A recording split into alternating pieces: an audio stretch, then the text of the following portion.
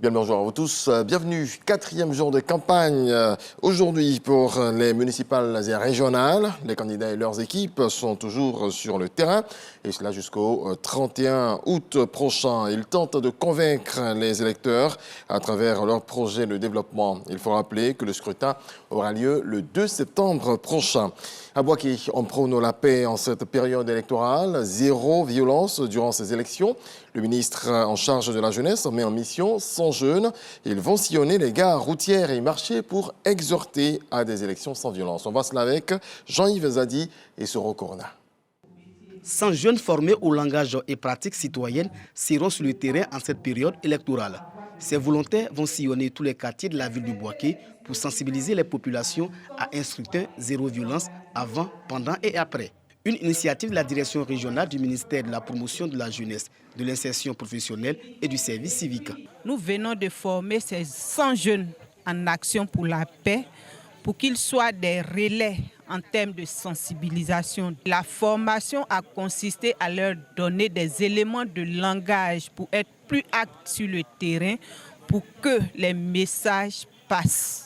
Cette activité bénéficie du soutien des autorités policières de la capitale du Boaké. Nous, en tant que policiers, nous avons également rassuré la population, renforcé la paix qui est donc recherchée à Boaké pour que cette paix-là soit une réalité. Cette action s'inscrit dans le cadre de la caravane de la paix initiée par le ministère de la promotion de la jeunesse, de l'insertion professionnelle et du service civique sur l'ensemble du territoire. Les médias exhortaient également à traiter l'information dans le bon ton. Le code de l'éthique et de la déontologie crée le cadre. Les journalistes sont donc appelés à respecter les règles qui régissent leur métier. C'était lors du Press Club de l'Union nationale des journalistes de Côte d'Ivoire. Serge Pakom-Didi, Angela Diallo. À l'occasion de son Press Club, l'Union nationale des journalistes de Côte d'Ivoire, UNJCI, a convié les journalistes et professionnels des médias pour échanger sur le bon traitement des informations pendant les élections. Au cours de son intervention, le président Jean-Claude Coulibaly a demandé aux hommes de médias de ne pas encourager les discours de haine et de division, mais plutôt d'exercer le métier, conformément au code de l'éthique et de la déontologie. On va entendre beaucoup de choses au cours de cette campagne, ça a déjà même commencé.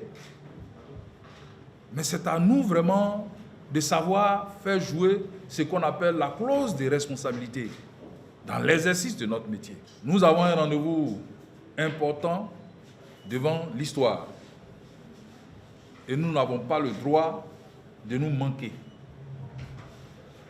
Nous devons, au cours de cette période, pas nous comporter en pyromane, mais nous comporter comme véritablement des journalistes professionnels. Traduire les faits qui sont sacrés, peut-être apporter quelques commentaires, mais pas pour vraiment jeter de l'huile sur le feu. Actuellement où la campagne bat son plein, cela jusqu'au 2 septembre, cette rencontre vient à point nommé. Ce, pour appeler à un bon traitement de l'information dans les médias en cette période électorale. Autre chose à présent, rendons-nous au centre des Grands Brûlés logés au sein du CHU de Cocody. C'est là que seront prises en charge les personnes victimes d'incendies, de brûlures et de lésions importantes. En moyenne, le centre des Grands Brûlés accueille tous les ans 1 millier de cas. Immersion avec Serge Colliard.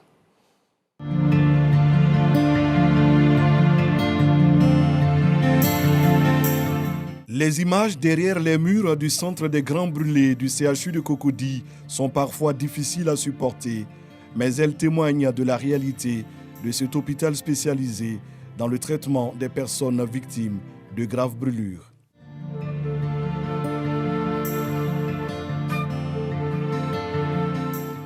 J'ai mis riz au feu, gaz là, et puis je descends. Je dis elle a faim, donc je dis j'ai préparé, je donne lui. Quand je m'avais pris quelque chose en bas là, elle a pris sa robe long, elle a parti enlever, ça c'était fermeture là, c'est ça que gaz a pris son robe. Enfants, adolescents, jeunes ou adultes, chacun des pensionnaires a vécu un drame. Je suis tombé dans le feu. Maintenant, j'étais évanoui. Le docteur a dit que le feu a trop brûlé, qu'ils vont couper les pieds. Il n'y a pas de problème. Donc, effectivement, ils ont coupé. Et puis après, ils ont fait grève. Ça, la feu n'est pas tout ça, c'est grève. Donc j'ai greffé ces pieds-là. Le traitement d'un grand brûlé est une tâche de longue haleine. La prise en charge peut s'avérer coûteuse. J'ai payé 200 000 ici. On a 8 jours de traitement, il faut sauver une vie. Donc on a autour de près de 500 000 francs de dépenses. Les médicaments coûtent excessivement cher. Un patient de près de 60 à 70 kilos qui est pris en charge pendant un mois peut dépenser près d'1 million, 1 à 1,5 million. On fait avec ce qu'on a, c'est que l'État nous donne. Il y a des moments où nous avons pas mal de médicaments, mais les brûlés sont nombreux. Pour les parents qui n'ont rien, on a un service social qui essaie d'aider, et en passant par les ONG qui achètent les médicaments pour certains patients. Une des difficultés du centre des grands brûlés, c'est le personnel insuffisant. On a besoin de plus d'infirmiers, mais les infirmiers qu'on affecte, en général, ils font tout pour ne pas venir. Ils utilisent tous les moyens pour ne pas venir. Et le travail est très lourd, ce qui fait qu'aucun infirmier ne veut vraiment venir ici. Je profite pour féliciter ceux qui sont là et qui acceptent de faire le travail. Le centre des grands brûlés se trouve régulièrement débordé. Il y a beaucoup de malades et ils sont un peu trop proches l'un de l'autre. Il aurait fallu peut-être que le centre soit un peu plus grand pour avoir un peu plus d'espace pour chaque malade et qui va réduire les infections. Parce que dans nos bilans, nous avons un taux d'occupation de plus de 100%. Il y a des périodes où même nous avons un taux d'occupation des lits à 140%, c'est-à-dire le service de réanimation qui reçoit normalement 6 lits peut aller jusqu'à 9-10 lits. Vous voyez, et donc ça veut dire que la capacité du centre commence à poser problème. Pour aider le personnel de santé et soutenir les malades, certaines organisations offrent des médicaments et sensibilisent. C'est le cas de l'association des grands brûlés de Côte d'Ivoire, dirigée par Rose de Souza. Mon fils a été brûlé, mon fils de 7 ans a été brûlé il y a 1 an de cela. Et c'est à partir de là que j'ai connu le centre des grands brûlés. Et j'ai découvert l'horreur aussi chez les patients ici. Parce que la difficulté, les médicaments coûtent extrêmement cher. Et il y a la négligence aussi des parents qui tuent vraiment les enfants. Parce que là où un enfant se brûle, là où un enfant tombe dans de l'eau chaude, il y a forcément une grande personne juste à côté.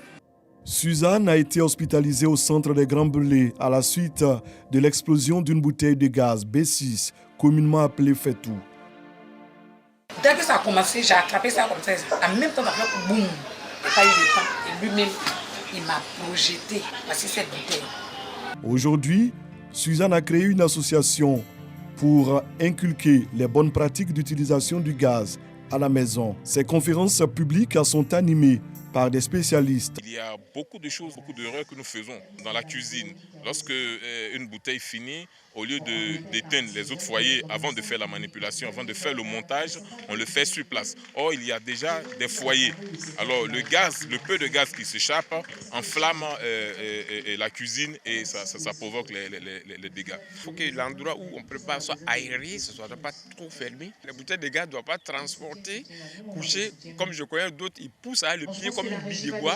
Ils roulent, arriver, la pression monte. Dès que tu arrives, on ne doit pas brancher directement.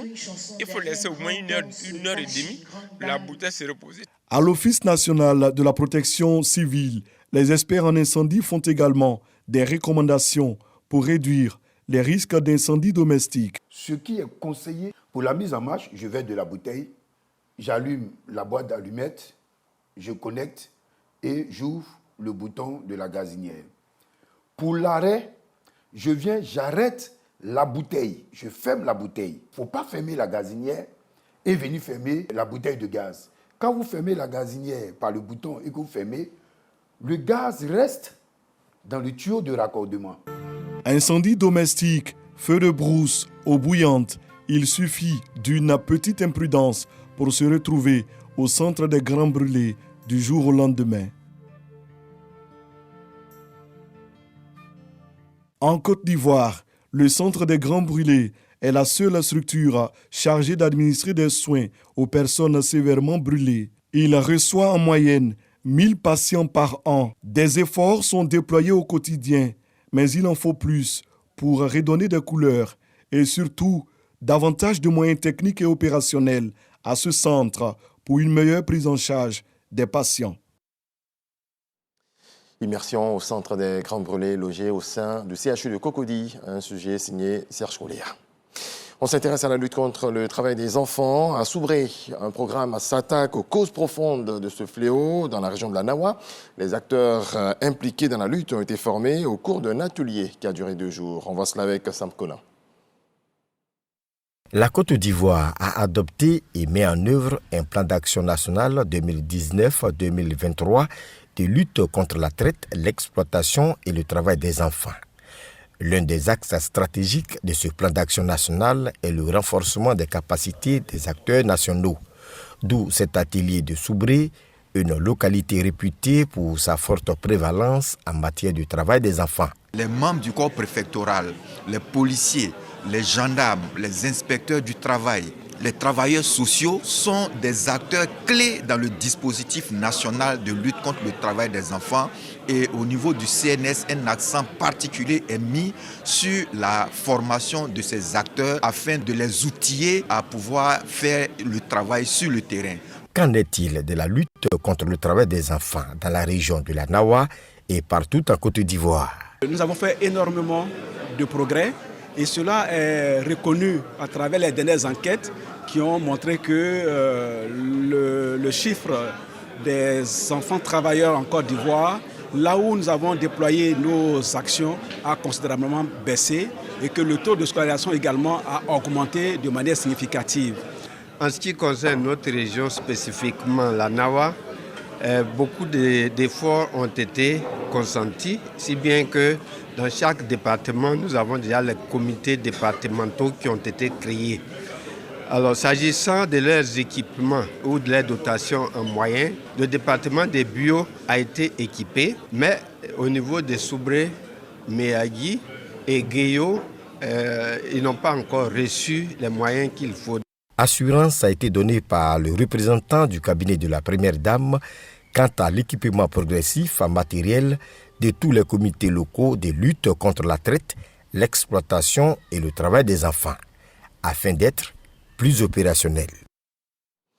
Dans le reste de l'actualité, le Conseil de sécurité de l'ONU s'est réuni ce lundi à New York au sujet de la situation au Mali. Vendredi, un rapport d'experts des Nations Unies s'alarmait de la dégradation de la situation sécuritaire, mais aussi de l'aggravation des violences faites aux femmes par les forces armées maliennes. Et puis, des milliers de personnes étaient réunies ce week-end devant le Lincoln Memorial à Washington, aux États-Unis, pour commémorer la marche de Martin Luther King en 1963 et son célèbre discours. Une commémoration, ou plutôt une continuation du combat, précisent les organisateurs, qui craignent un recul du droit des Noirs, notamment en matière de violence policière. C'est la fin de ce point de l'actualité. Merci à vous tous de nous avoir suivis. Paix dans vos foyers.